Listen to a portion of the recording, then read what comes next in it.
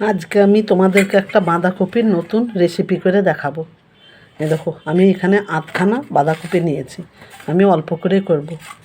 তোমাদের যদি বেশি করে করার ইচ্ছা থাকে গোটা বাঁধাকপিটা তোমরা নিয়ে নিতে পারো। এবার আমি এটা সরু সরু করে কেটে নেব, কেটে নিয়ে এসে দেখাচ্ছি। বাঁধাকপিটা আমি কুচি কুচি করে কেটে নিয়েছি। এটা আমি এবার একটু গরম জলে ভাপিয়ে নেব। এদিকে আমি গরম জল বসিয়ে দিয়েছি কড়াইয়ে। এটা আমি ঢেলে দিলাম সামান্য পরিমাণের মধ্যে লবণ দিয়ে। আমি ঢাকা দিয়ে একটু সেদ্ধ করে নেব। আমার সেদ্ধ হয়ে গেছে। এবার আমি এটা জলটা ভালো করে সেঁকে নেব, দিয়ে একটু ঠান্ডা করে নেব।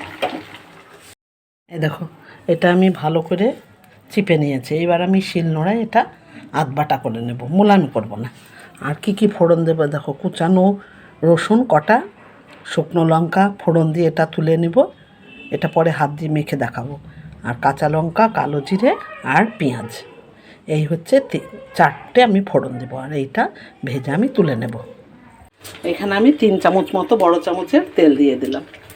এবার আমি শুকনো লঙ্কাটা ভেজে নেব। শুকনো লঙ্কাটা দিয়ে দিলাম, এবার আমি ভেজে তুলে নেব। এবার আমি এর ভেতর এই যে শুকনো কালো জিরে, পেঁয়াজ, রসুন কুচি আর কাঁচা লঙ্কা, এটা আমি ভালো করে ভেজে নেব। আমার বাটাটা হয়ে গেছে। এবার এটাও ভাজা হয়ে গেছে। এবার দেখো, আমি কড়াইয়ে এটা বসিয়ে দিয়েছি। এবার আমি নুন, হলুদ, মিষ্টি পরিমাণ মতো দিয়ে শুকনো করে নামিয়ে দেবো। আগেই দেওয়া ছিল, এর জন্য আমি অল্প করে লবণ দিয়ে দিলাম। আর এটা খুব একটা হলুদ হবে না, খুব সাদা সাদা টাইপেরই হবে। লঙ্কাটা যে ভেজে রেখেছিলাম এটা আমি বোটা ছাড়িয়ে ভালো করে গুঁড়ো করে নেব, নিয়ে ওর মধ্যে দিয়ে দেব।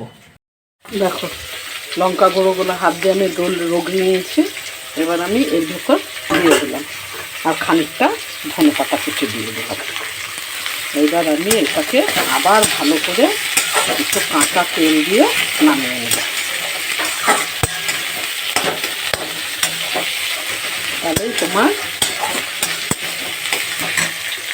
বাঁধাকপি ঘটা আমার তৈরি হয়ে গেল। শুকনো লঙ্কাটা কেন দিলাম বলো তো? তরকারিতে টেস্ট আনে। দেখো, একবার হলেও তোমরা খেয়ে দেখবে। সবাই তো ঘন্ট, মুড়ো দিয়ে এমনি করো চচ্চড়ি, তা এইবার এইরকমভাবে একবার তৈরি করে তোমরা খেয়ে দেখবে কীরকম লাগে। আমাকে একটু কমেন্ট করে জানাবে। আশা করি ভালোই লাগবে। গরম ভাতে এটা খাবে, দারুণ লাগবে। তাহলে আমার বাঁধাকপি ঘটা তৈরি হয়ে গেল।